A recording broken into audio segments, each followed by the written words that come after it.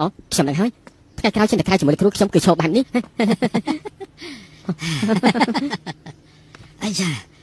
អាហ្វាំងលោកគ្រូពិតជាសប្បាយចិត្តចាំមើលមានអ្នកណាថាឯងជាអ្នកជំងឺបពីទៀតទេអ្នកណាធ្វើឲ្យបាញ់ពីទឹកទៅមានរឿងអីបងប្រុសពីងទាំងនេះចាស់ពេកហើយខ្ញុំក៏ត្រូវរៀបការផងខ្ញុំបដូរពីងថ្មីអបអរសាទរបន្តិចហើយនេះហើយក៏ឲ្យនិយាយព្រេះផ្ដាស់លោកជាអ្នកណាអូយសូមគោរពលោកអង្គហ៊ូវិនផាង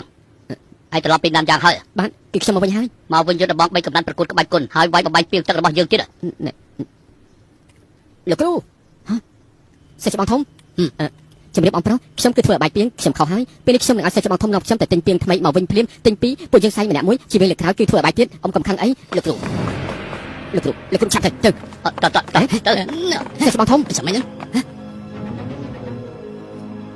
មិននឹងអាចទៅបងវាងអ៊ូមានក្បាច់គុណខ្លាំងពូកែក្លាហានមកចង់មើលទៅឯងច្រឡំទៀត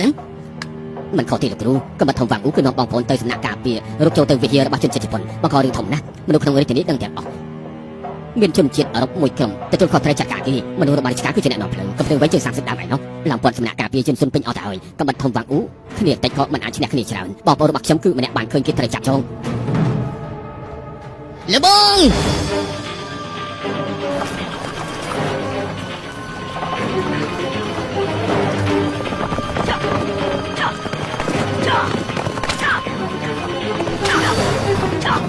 ចិនសឹងអនគ្រូចាតែយើងឲ្យចាំឡើងទៅតាមទៅគ្រូអត់ទៅមិនបានទេបានលឿនជាងនេះទៀតគឺបានទេហើយចាឲ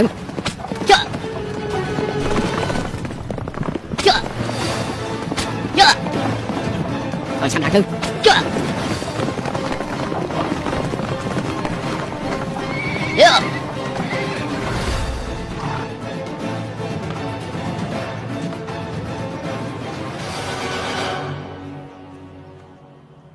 បងខ្ញុំទៅដោយមលីសូមពុកអធិស្ឋានចង់ឲ្យពុកអធិស្ឋានឯងទៅប្រាប់ឲ្យបានច្បាស់តើឯងនឹងចង់ធ្វើអី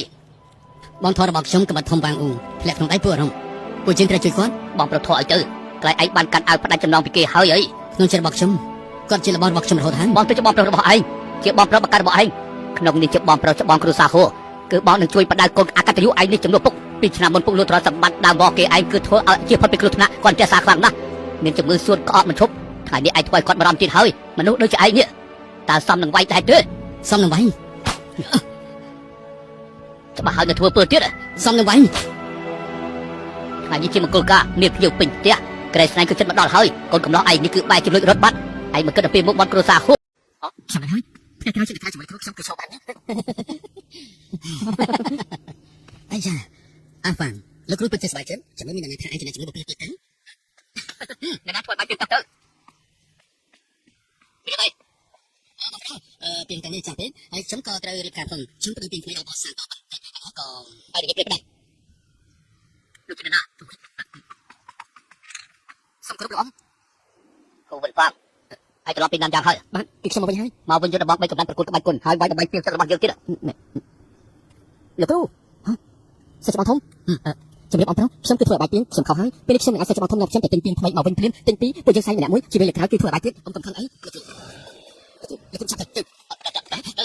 សិស្សច្បងធំចាំមិ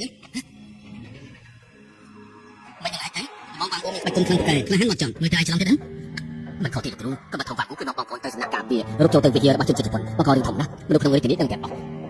មានជនជាតិអឺរ៉ុបមួយក្រុមទទួលខុសត្រូវចាត់ការគេមនុស្សរបស់រាជការគឺជាអ្នកនាំផ្លូវក៏ព្រមវៃជើង30ដើមឯណោះឡើងពាន់សំណាក់ការពារជនសុនពេញអស់ទៅហើយក៏បាត់ធំវាងអ៊ូគ្នាតិចក៏មិនអាចឈ្នះគ្នាច្រើនបងប្អូនរបស់ខ្ញុំគឺម្នាក់បានឃើញគេត្រូវចាប់ចងលបង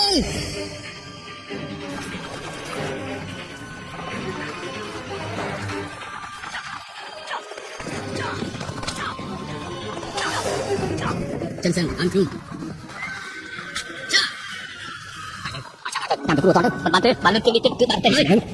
ចាំ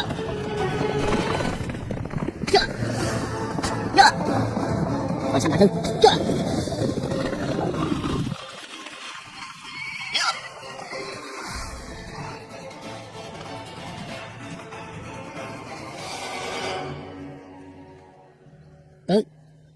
ខ្ញុំទៅដល់មលីសូមពុកអធិស្ឋានចង់ឲ្យពុកអធិស្ឋានឯងទៅប្រាប់ឲ្យបានច្បាស់តើឯងចង់ធ្វើអីបងធររបស់ខ្ញុំក្បត់ធំវាងអ៊ូធ្លាក់ក្នុងដៃពួករំ ពួកយើងត្រូវជួយគាត់ បងប្រុសធေါ်ឲ្យទៅកន្លែងឯងបានកាន់ឲ្យផ្ដាច់ចំណងពីគេហើយអី ក្នុងចិត្តរបស់ខ្ញុំគាត់ជារបស់ខ្ញុំរហូតហើយ បងគឺជាបងប្រុសរបស់ឯងជាបងប្រុសបកកើតរបស់ឯងក្នុងនេះជាបងប្រុសច្បងគ្រួសារហួរគឺបងនឹងជួយបដៅកូនអកតញ្ញូឯងនេះចំនួនពុកពីឆ្នាំមុនពុកលុតរត់សម្បត្តិដើមមកគេឯងគឺធ្វើឲ្យជាផុតពីគ្រោះថ្នាក់គាត់ចេះសារខ្លាំងណាស់មានជំងឺសួតក្អកមិនឈប់ថ្ងៃនេះឯងធ្វើឲ្យគាត់បារម្ភទៀតហើយមនុស្សដូចជាឯងនេះតើសមនឹងវាយតែទេ សំនឹងវាយ ច្បាស់ហើយទៅធ្វើពើទៀត សំនឹងវាយ ថ្ងៃនេះជាមង្គលការនេះភ្ញៀវពេញផ្ទះក្រែស្នៃគឺចិត្តមកដល់ហើយកូនកំឡោះឯងនេះគឺបែរចំណុចរត់បាត់ឯងមកគិតពីមុខបាត់គ្រួសារ